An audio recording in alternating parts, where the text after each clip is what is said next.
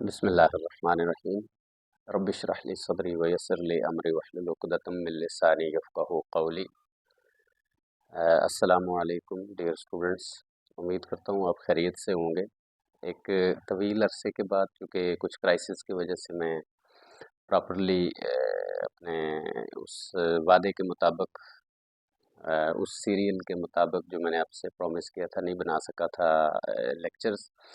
आज उस टूटे हुए राबते को दोबारा से बहाल करते हैं और मैंने प्रोग्राम बनाया है कि कोड ऑफ सिविल प्रोसीजर जो है क्योंकि ये इंतहाई इम्पॉर्टेंट है, तो कोड ऑफ सिविल प्रोसीजर इस पे एक लेक्चर सीरीज़ जो है आपकी जो सेक्शन 1 से लेकर एंड तक इसको वन बाय वन डिस्कस करने का प्रोग्राम है, ताकि जो नए स्टूडेंट्स होते हैं ये सीपीसी पढ़ने वाले, तो उनके लिए एक जो कॉन्सेप्ट है इसका वो कॉन्सेप्ट क्लियर हो जाए। क्योंकि बेयर एक्ट की जो लैंग्वेज होती है वो टिपिकल लैंग्वेज होती है और बेयर एक्ट की लैंग्वेज को समझना भी थोड़ा सा नए स्टूडेंट्स के लिए मुश्किल होता है।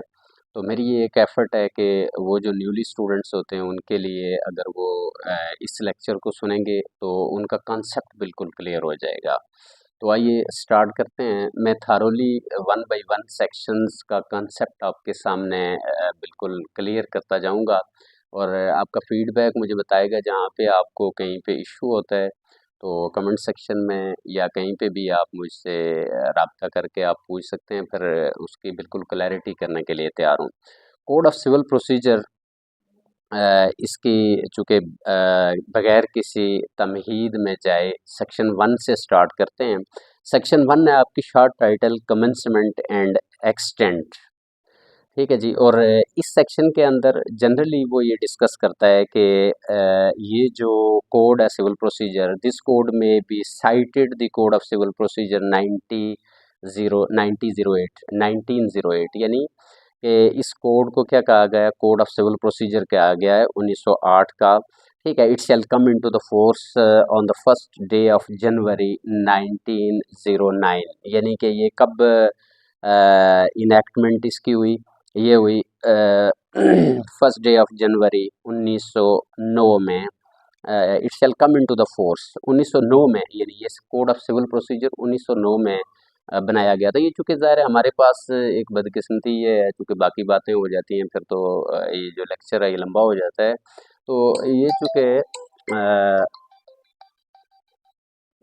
हमारा जो प्रॉब्लम है वो यही है कि हम इस वक्त तक सारे का सारा जो पढ़ रहे हैं, जितना भी लॉ पढ़ रहे हैं वो सारे का सारा हम अंग्रेज़ के दौर का पढ़ रहे हैं। तो ये चूँकि 1909 में अंग्रेज़ों ने ही बनाया था और इसके बाद इसको कुछ मुख्तसर सी तरमीम के साथ इसको पाकिस्तान और इंडिया के अंदर इन्फोर्स कर दिया गया था, ठीक है जी। और इसके बाद इसकी जो दूसरी आप कह सकते हैं सेक्शन है, इसके अंदर बेशुमार यानी इसमें सेक्शन 2 जो है इसकी, उसके अंदर बयान किया गया कि डेफिनेशन क्या होती है, ठीक है। डेफिनेशंस इसमें यानी बहुत सारी चीज़ें हैं जिनको डिफ़ाइन किया गया है इस कोड के अंदर। फॉर एग्ज़ाम्पल इसमें डिग्री को डिफ़ाइन किया गया है, इसमें जजमेंट को डिफ़ाइन किया गया है, इसमें डिस्ट्रिक्ट को डिफ़ाइन किया गया है। डिस्ट्रिक्ट क्या होता है, मैं एक डिग्री है फॉर एग्ज़ाम्पल, उस डिग्री को आपके सामने एक डेफ़िनेशन जो है वो मैं आपके सामने आपको बता देता हूँ। बाकी अगर लॉ के स्टूडेंट्स डेफ़िनेटली आप लोग इंतहाई इंटेलिजेंट होते हैं आजकल, आपके बेशुमार आपके सोर्सेज़ भी आपके पास मौजूद होते हैं। तो ये कोई ऐसा सच मुश्किल नहीं होता कि ये जो डेफ़िनेशंस होती हैं बिलख़ुसूस इनके हवाले से कोई स्पेसिफ़िक राय दूँ मैं कि आप डिस्ट्रिक्ट की ये डेफ़िनेशन करें, तो ये टाइम ज़ाया करने के मुतरादिफ है। मतलब एक लॉ का जो स्टूडेंट होता है, एक डिस्ट्रिक्ट की डिवीज़न जब होती है, ठीक है, तो उसको पता होना चाहिए कि डिस्ट्रिक्ट की डिवीज़न कैसे होती है। एक डिस्ट्रिक्ट के अंदर तहसीलें होती हैं, फिर एक डिवीज़न के अंदर डिस्ट्रिक्ट होते हैं, ठीक है। और फिर डिवीज़न्स बन के डिवीज़न सारे मिल के क्या बनता है, एक प्रोविंशियल जो जुरिस्डिक्शन है वो कायम होती है। या आज़ाद कश्मीर की अगर आप बात करें तो एक स्टेट जो है वो डिवीज़न्स पे मुश्तमिल होती है। यानी कि जो सबसे पहले स्टेट की टेरिटरी है और उसके बाद डिवीज़न्स हैं, उसके बाद डिस्ट्रिक्ट हैं और उसके बाद उसकी तहसील है, और तहसील के बाद उसके आप ये कह सकते हैं हल्के भी हैं, उसकी यूनियन काउंसिल है और उसकी वार्ड्स सतह पे ये डिस्कस की जाती हैं, यानी इस तरीके से इसकी डिवीजन्स की जाती है। तो डिग्री की मैं बात कर रहा था। Degree means the formal expression of an adjudication which so far as regards to the court expressing it conclusively determines the right of the parties which regards to all or any of the matters in controversy in the suit and may be either preliminary or final। तो ये उसने definition की है इस degree की कि degree क्या होता है कि एक conclusive opinion of the court होता है। कंक्लूसिव यानी जिसमें पार्टीज के राइट्स को फाइनली कंक्लूड कर दिया गया होता है, उसको डिग्री कहा जाता है। तो बाकी जो फॉर एग्जांपल इसमें आगे डिस्ट्रिक्ट कहता है, फॉरेन कोर्ट्स कहता है, ठीक है, गवर्नमेंट प्लीडर्स कहता है, जज कहता है, जजमेंट कहता है, जजमेंट डेटर क्या होता है, लीगल रिप्रेजेंटेटिव क्या होता है। अगर एक एक को मैं डिस्कस करूंगा, चूंकि जो प्रिलिमिनरी वाला पोर्शन है चैप्टर नंबर 1 मेरा प्रोग्राम है उसको डिस्कस करने का, तो अगर इसको एक एक चीज़ को करूंगा तो फिर इंतहाई ज़ाहिर है एक लेंथी हमारा ये लेक्चर बन जाएगा। तो ये आपने अलबत्ता ये जो फॉरेन कोर्ट्स होते हैं डेफिनेटली मतलब एक एक को अगर आप इसको समझे तो डिग्री होल्डर क्या होता है, डिग्री होल्डर जिसके हक में डिग्री हुई होती है उसको डिग्री होल्डर कहते हैं। जजमेंट डेटर क्या कहते हैं, जिसके खिलाफ डिग्री हुई होती है उसको जजमेंट डेटर कहते हैं। ठीक है, लोकल लिमिट्स, ये डिस्ट्रिक्ट की डेफिनेशन मैंने पहले आपको बता दी है, उसका कॉन्सेप्ट आपको क्लियर कर दिया है। फॉरेन कोर्ट्स क्या होते हैं जी, फॉरेन कोर्ट्स होते हैं यानी आपकी जो टेरिटोरियल जुरिस्डिक्शन होती है, टेरिटोरियल जुरिस्डिक्शन आपकी स्टेट की, उससे बाहर अगर कोई कोर्ट्स होते हैं उनके साथ इंट्रैक्शन होता है तो उनको हम फॉरेन कोर्ट्स कहते हैं। फॉर एग्जांपल एक बड़ी इंपॉर्टेंट बात मैं आपसे करना चाहता हूँ कि चूँकि जो आज़ाद जम्मू कश्मीर है ये एक डिस्प्यूटेड लैंड है बिटवीन पाकिस्तान एंड इंडिया, और ये सेल्फ डिटर्मिनेशन का जो कॉन्सेप्ट है कि ये राइट जो है ये कश्मीरियों को दिया जाए, क्या है वो पाकिस्तान के साथ शामिल होना चाहते हैं, इंडिया के साथ, या वो एक आज़ाद रियासत अपनी बनाना चाहते हैं। तो ये जो आज़ाद कश्मीर में जितने भी कोर्ट्स हैं ये सारे यहाँ पे जब काम कर रहे हैं तो ये इनका इंटरेक्शन जब पाकिस्तान के कोर्ट्स के साथ होगा तो पाकिस्तान के कोर्ट्स फॉरेन कोर्ट्स की डेफिनेशन में आएंगे। लेकिन हालिया एक अलबत्ता नोटिफिकेशन, एक एडमिनिस्ट्रेटिवली नोटिफिकेशन फेडरल गवर्नमेंट ने जारी किया था जिसके अंदर ये इजाज़त दे दी गई थी कि जो एग्जीक्यूशन पटिशन्स होती हैं, पहले तो आज़ाद कश्मीर के कोर्ट्स के अंदर पाकिस्तान के कोर्ट्स की कोई भी डिग्री फाइनल हो के जब वो प्रीसेप्ट बन के एग्जीक्यूशन के मरहले पर आज़ाद कश्मीर के कोर्ट्स में आती थी तो ये उसको नहीं करते थे, इंटरटेन नहीं करते थे, चूँकि फॉरेन कोर्ट्स के ज़ुमरे में आता था।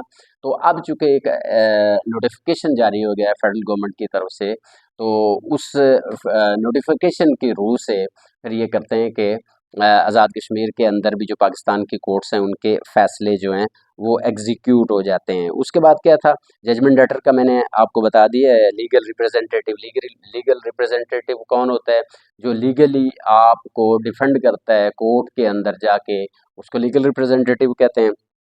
इस तरह से ये चंद एक डेफिनेशंस हैं जिनको आपने देख लेना है, और अगर कहीं पे कोई इसमें फर्दर एक्सप्लेनेशन की ज़रूरत होती है या आप समझते हैं कि किसी चीज़ को डिस्कस करना ज़रूरी है तो आपके फीडबैक का इंतज़ार रहेगा, और मैं डिटेल अगर कहीं पे 2 3 4 5 चीज़ें हैं तो एक डिटेल लेक्चर उसके ऊपर करने के लिए तैयार हूँ। सबऑर्डिनेशन ऑफ कोर्ट्स क्या होता है जी, सबऑर्डिनेशन ऑफ कोर्ट्स यानी ये बहुत ही सिंपल बात है। सबऑर्डिनेट यानी जो मातहत अदालतें होती हैं उसका एक कॉन्सेप्ट सेक्शन 3 के अंदर सिविल प्रोसीजर कोड के सेक्शन 3 के अंदर बयान किया गया है। मसलन मैं अगर आपको बताऊं तो हाई कोर्ट है, चूँकि एडमिनिस्ट्रेटिवली जो मामलात होते हैं ट्रायल कोर्ट्स के या डिस्ट्रिक्ट जुडिशरी के, वो सारे के सारे हाई कोर्ट देखता है। और हाई कोर्ट का जो सबॉर्डिनेट होता है वो कौन होता है, डिस्ट्रिक्ट कोर्ट होता है। और तमाम सिविल जजेस जितने भी होते हैं, सिविल कोर्ट्स जितने भी होते हैं या मजिस्ट्रेट के कोर्ट्स जितने भी होते हैं, वो सारे के सारे सबॉर्डिनेट होते हैं डिस्ट्रिक्ट जज के या जो हमारा सेशन जज होता है उसके मातहत होते हैं। चूँकि थोड़ा-सा यहाँ पे एक एक्सप्लेनेशन आपके सामने ज़रूर करना चाहता हूँ कि यहाँ पे आज़ाद कश्मीर के अंदर जो है कोर्ट का स्ट्रक्चर है वो थोड़ा-सा डिफरेंट है पाकिस्तान के जो स्ट्रक्चर है। मसलन एक एग्ज़ाम्पल दे के मैं क्विकली आगे बढ़ना चाहता हूँ। पाकिस्तान के अंदर जो कोर्ट स्ट्रक्चर है, फॉर एग्जांपल अगर कोई क्रिमिनल केस है तो उस क्रिमिनल केस के ऊपर एक मजिस्ट्रेट मुकर्रर कर दिया जाता है और वो केसेस उसको फॉरवर्ड कर दिए जाते हैं और वो मजिस्ट्रेट उन क्रिमिनल केसेस को समाअत करता है। यहाँ आज़ाद कश्मीर के अंदर थोड़ा सा डिफरेंट है। यहाँ आज़ाद कश्मीर के अंदर चूँकि शुबा कज़ा भी कायम है, यानी जो हमारी सिविल कोर्ट होती है या क्रिमिनल केसेस की अगर बात करें तो उसको यहाँ पे कहा जाता है तहसील क्रिमिनल कोर्ट्स, यानी तहसील फौजदारी अदालत। और अगर डिस्ट्रिक्ट लेवल पे आ जाएं तो डिस्ट्रिक्ट क्रिमिनल कोर्ट्स की होती है यहाँ पे अदालत, यानी ज़िले फौजदारी अदालत। अब तहसील क्रिमिनल कोर्ट के अंदर क्या होता है, तहसील क्रिमिनल कोर्ट के अंदर एक मजिस्ट्रेट फर्स्ट क्लास और उसके बाद एक काजी यानी तहसील काजी साहब उनके साथ बैठते हैं। और क्रिमिनल केसेस की भी डिवीजन होती है, जो मजिस्ट्रेटी नौयत के होते हैं वो सिविल जज बतौर मजिस्ट्रेट फर्स्ट क्लास उनको समाअत करते हैं। लेकिन अगर कहीं पे हुदूद ऑर्डिनेंस के मुतलका मामलात हों, क्रिमिनल के मामलात हों, फॉर एग्जांपल शराब, चर्स, जिस तरह इस तरह के नहीं है, कोई ज़ना का मैटर है, ठीक है, या इस तरीके से यानी जो हुदूद ऑर्डिनेंस के मुतलका, चूँकि अगर ज़ना की बात की जाए या 377 या इस तरीके की 302 हो गया, तो ये सारे का सारा चूँकि हमारे यहाँ आज़ाद कश्मीर के अंदर डिस्ट्रिक्ट क्रिमिनल कोर्ट्स की जुरिस्डिक्शन है, तो आमलात में ऐसे तमाम केसेस हुदूद ऑर्डिनेंस के मुतलका जो हों, जो एक मजिस्ट्रेट फर्स्ट क्लास पाकिस्तान के अंदर समाअत करता है तो आज़ाद कश्मीर के अंदर वो तहसील क्रिमिनल कोर्ट समाअत करती है। इसके दो रुकन होते हैं, एक मजिस्ट्रेट फर्स्ट क्लास होता है और उसके साथ एक तहसील काजी साहब भी होते हैं। दो रुकनी बेंच होता है और ये दो रुकनी बेंच कहलाता है तहसील क्रिमिनल कोर्ट, और ये समाअत करता है क्रिमिनल केसेस को। और सबॉर्डिनेट कोर्ट्स जो होते हैं या सबॉर्डिनेशन ऑफ कोर्ट्स जो होती है सेक्शन 3, ये मैंने आपको बता दिया है कि इस सेक्शन के अंदर टोटली ये एक्सप्लेन किया गया है कि आपका जो एक स्ट्रक्चर ऑफ कोर्ट्स होता है उसको डिफाइन किया गया है कि हाई कोर्ट का सबॉर्डिनेट कोर्ट जो होता है वो डिस्ट्रिक्ट कोर्ट होता है, डिस्ट्रिक्ट जज होता है, और डिस्ट्रिक्ट जो तमाम सिविल जजेस होते हैं। एक जो इम्पोर्टेंट बात और डिस्कस आपसे कर लूँ कि चूँकि आज़ाद कश्मीर के अंदर भी मतलब तहसील लेवल के ऊपर यानी सिविल कोर्ट्स तो होते ही हैं, लेकिन डिस्ट्रिक्ट लेवल के ऊपर जहाँ पे डिस्ट्रिक्ट जज साहब भी मौजूद होते हैं वहाँ पे बाज़ औक़ात केसेस की जो तादाद होती है वो ज़्यादा होती है, तो वहाँ पे दो कोर्ट्स बना दिए गए होते हैं। जैसे बहुत सारे इलाकों में अगर कोर्ट नंबर 1, कोर्ट नंबर 2 होता है, या फिर अगर यानी 2 या 2 से ज़ायद तहसीलें होती हैं तो उसकी बुनियाद के ऊपर फिर प्रमोट होकर सीनियर सिविल जज जो है वो एक तहसील के तमाम केसेस उनके साथ तहसील मतलब उसी तरीके से सीनियर तहसील क्रिमिनल कोर्ट्स इसको आप कह सकते हैं। तो उस डिवीज़न की बुनियाद के ऊपर फिर एक तहसील के जो केसेस होते हैं वो सारे के सारे सीनियर सिविल जज को दे दिए जाते हैं और दूसरी तहसील के सिविल जज को दे दिए जाते हैं। बेसिकली जो एक्ट करते हैं ये सारे, ये सिविल जज के तौर पे ही करते हैं और डिस्ट्रिक्ट जज की सबॉर्डिनेट कोर्ट्स के तौर पे ही एक्ट करते हैं ये। और उसके बाद आपकी सेक्शन 4 है सेविंग्स, मतलब यहाँ पे सेविंग्स के हवाले से कहा गया है, ठीक है। तो यहाँ पे सेविंग्स के हवाले से ये चूँकि जब मैं पढ़ रहा था सीपीसी बहुत पहले तो काफ़ी मैं ये सोच रहा था कि सेविंग्स के हवाले से कोई क्लियर कॉन्सेप्ट मेरे ज़हन में नहीं आ रहा था। तो सेविंग्स से मुराद ये होती है कि यहाँ पे इस्तिस्ना दिया गया होता है सेविंग्स के अंदर, सेविंग वाली सेक्शंस के अंदर, कि जहाँ कहीं पे भी कोई एक स्पेसिफिक लॉ मौजूद है तो वहाँ पे ये जो लॉ है कोड ऑफ सिविल प्रोसीजर ये एक्ट नहीं करेगा। बस सिंपल सी बात है, ठीक है। लोकल लॉ है कोई, अगर फॉर एग्जांपल मैं आपको बताऊं कि अगर फैमिली मैटर है सपोज, ठीक है, तो फैमिली मैटर चूँकि सिविल मैटर ही कंसिडर किया जाता है बेसिकली, लेकिन फैमिली मैटर्स को जब हम देखते हैं आज़ाद कश्मीर के अंदर या इवन पाकिस्तान के अंदर भी, तो वहाँ पे आज़ाद कश्मीर के अंदर फैमिली कोर्ट एक्ट मौजूद है। तो जब फैमिली कोर्ट एक्ट मौजूद है तो वो लोकल लॉ कंसिडर होगा, और जब लोकल लॉ मौजूद है तो फिर जो सुपेरियॉरिटी हासिल होगी वो फैमिली कोर्ट एक्ट को हासिल होगी और उस वहाँ पे सीपीसी अप्लाई नहीं करेगी। तो ये सेविंग्स यहाँ पे बयान किया गया है इसके अंदर, ठीक है। उसके बाद सेक्शन आपकी 5 है application of the code to revenue courts, ठीक है जी। यानी यहाँ पे एक रेवेन्यू कोर्ट्स के हवाले से यकीनन आपको पता होना चाहिए रेवेन्यू कोर्ट्स होती क्या हैं। यानी ये जो महकमा माल की अदालतें होती हैं ना, इनको हम रेवेन्यू कोर्ट्स कहते हैं जनरली। जनरली इनको रेवेन्यू कोर्ट्स कहा जाता है, जहाँ पे आपके लीगल पार्टीशन जो होती है, अनकंस्ट्रक्टेड प्रॉपर्टी जो होती है, उसकी जब लीगल डिवीजन के लिए आप जाते हैं तो इन कोर्ट्स के अंदर जाते हैं। तो यहाँ पे सेक्शन 5 के अंदर ये एक्सप्लेन कर रहा है, ठीक है, कि application of the code to revenue courts के कह ये रहा है वो कि रेवेन्यू कोर्ट्स जो एक्ट करती हैं, रेवेन्यू कोर्ट्स जो आपको मतलब जो अमल करती हैं, जो प्रोसीजर अडॉप्ट करती हैं, तो उनका चूँकि बेस करता है किसके ऊपर, रिकॉर्ड के ऊपर वो बेस करके काम करते हैं सारा, चूँकि सारे के सारे रिकॉर्ड की कस्टोडियन ही वही होते हैं। तो उसके बाद वो ये कहते हैं, और एक अलग से लॉ भी मौजूद है। तो वो ये कहता है यहाँ पे कि अगर कहीं पे वो लॉ ऑलरेडी मौजूद है वहाँ पे, ठीक है, तो वो पाबंद नहीं है इस कोड के ऊपर अमल करने के, और अगर कहीं पे प्रोविंशियल गवर्नमेंट चाहे तो वो इस कोड के ऊपर तरमीम कर सकती है उसको, या इनमें से कुछ पे अमल की उनको पाबंद बना सकती है, या कुछ अमेंडमेंट के साथ वो इसमें से जो डायरेक्शन जारी कर सकती है कि इस हद तक वो इन सेक्शंस पर अमल कर सकते हैं और इससे आगे वो अमल ना करें। ठीक है जी। उसके बाद पेक्यूनियरी जुरिस्डिक्शन है। पेक्यूनियरी जुरिस्डिक्शन जो है, इस हवाले से ये मैं पढ़ लेता हूँ, फिर इसको डिस्कस कर लेते हैं कि कहता है, so save in so far as is otherwise expressly provided nothing herein contained shall operate to give any court jurisdiction over suits the amount of value of the subject matter of which exceeds the pecuniary limits if any of its ordinary jurisdiction। अब ये बेरेक्ट की language है, मैं आपको समझाता हूँ बहुत simple तरीके से। अच्छा, पेक्यूनियरी जुरिस्डिक्शन क्या है? जहाँ पे भी पैसा इन्वॉल्व होता है, यानी कीमत इन्वॉल्व होती है। एक आपने दावा किया है सिविल कोर्ट्स के अंदर, दावा डेफिनेटली किसका होता है? सब्जेक्ट मैटर क्या है? प्रॉपर्टी है। अब प्रॉपर्टी अगर है तो उस प्रॉपर्टी की जो वैल्यू होगी वो डेफिनेटली होगी उसकी वैल्यू। अब वैल्यू कितनी है ये डिफाइन किया गया है, इस सेक्शन के अंदर बताया ये गया है बेसिकली पेक्यूनियरी जुरिस्डिक्शन के अंदर, कि एक हाई कोर्ट के रूल्स भी मौजूद हैं कि अगर 50 मिलियन तक जो मालियत अगर है सब्जेक्ट मैटर की, उस प्रॉपर्टी की वैल्यू है, तो वो समाप्त करेगा सिविल कोर्ट।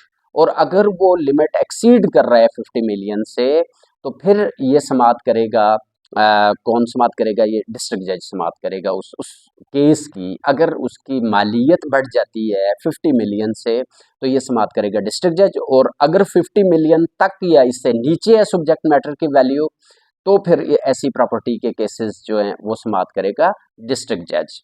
ठीक है जी। ये आपकी पेक्यूनियरी जुरिस्डिक्शन थी जो इंतहाई सिंपल है। प्रोविंशियल स्मॉल काज कोर्ट्स के हवाले से एक मुख्तसर डिस्कशन करते हैं और फिर आज के इस लेक्चर को क्लोज करते हैं, और नेक्स्ट फिर जो नेक्स्ट सेक्शंस हैं हमारी, उनसे आगे हम इंशाल्लाह ताला आगे है सूट्स इन जनरल। ठीक है जी, ये हम डिस्कस करेंगे। ये एक ओवरव्यू था इनिशियली, ये मैंने आपसे डिस्कस किया है।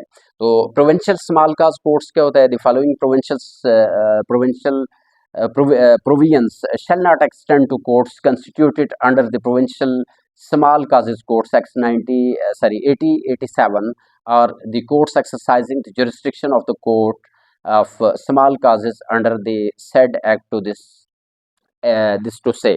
अच्छा, यहाँ पे वो ये कह रहा है कि यहाँ पे स्मॉल काजेज कोर्ट्स होते हैं, मुख्तलिफ नौइयत के कोर्ट्स पाकिस्तान और आज़ाद कश्मीर के अंदर बना दी गई हैं। ठीक है जी। तो ऐसी कोई भी कोर्ट्स जिनके मकासद को पहले से बयान कर दिया गया हो, मसलन जवेनाइल कोर्ट्स है, ठीक है जी, तो अब वहाँ पे तो सीपीसी का एज सच कोई अमल दखल नहीं है। तो इस तरीके से फॉर एग्जांपल सर्विस ट्रिब्यूनल है, ठीक है, तो वहाँ पे तो सीपीसी का कोई अमल दखल नहीं है। तो इस तरीके से ऐसे तमाम कोर्ट्स जो किसी स्पेसिफिक मकसद के लिए, जो किसी ख़ास मकसद के लिए बनाए गए हों, ठीक है, वहाँ पे वो ये कह रहा है कि वो वहाँ पे इस कोड का जो इम्प्लीमेंटेशन है इस कोड की, वो नहीं होगी। ये मतलब सिंपल हमारा था। जो लास्ट हमारी सेक्शन 7 थी प्रोविंशियल स्मॉल काजेज कोर्ट्स, ठीक है, यहाँ तक आपसे मैंने डिस्कस कर लिया है। वैसे बहुत सारी और चीज़ें होती हैं डिस्कस करने के लिए, लेकिन it's depend upon your feedback. मैं उसको देख के उसके बाद थोड़ा-सा हौसला भी मिलेगा, फिर आपसे मज़ीद डिस्कशन भी इंशाअल्लाह ताला होती रहेगी। तो उम्मीद करता हूँ कि ये जो एक क्विक आपका है ना कॉन्सेप्ट जो मैंने देने की कोशिश की आपको, ये यकीनन होपफुली आपको अच्छा लगा होगा। ये चूँकि थोड़ा-सा एक इनिशियली स्ट्रक्चर बिल्ड करते हुए थोड़ा-सा टाइम लगेगा, इंशाअल्लाह ताला नियर फ्यूचर में मैं इसको मज़ीद बेहतर बनाने की कोशिश करूँगा। तो अगर कहीं पे आपको इश्यू होता है तो ये स्क्रीन के ऊपर आपको मैं दे दूँगा। मेल एड्रेस भी है, कॉन्टैक्ट नंबर भी है, व्हाट्सएप कॉन्टैक्ट नंबर। तो इसमें आप कॉन्टैक्ट करके आप जितनी भी इसमें जो कॉम्प्लिकेसी है सीपीसी के अंदर के हैविंग 10 ईयर एक्सपीरियंस, इंशाल्लाह ताला कोशिश करूँगा कि जितने अपने जो अमली तजर्बात हैं 10 साल के अंदर जो मैंने सीखा है अमली तौर पे काम करते हुए, तो इंशाल्लाह ताला वल अज़ीज़ मैं ये कोशिश करूँगा कि पूरी तरीके से मैं आपको डिलीवर कर सकूँ, पूरे तरीके से आपकी जो मतलब एक होप होती है, मैं उस पे पूरा उतर सकूँ इंशाल्लाह ताला वल अज़ीज़। आपके फीडबैक का इंतज़ार रहेगा। Thank you very much.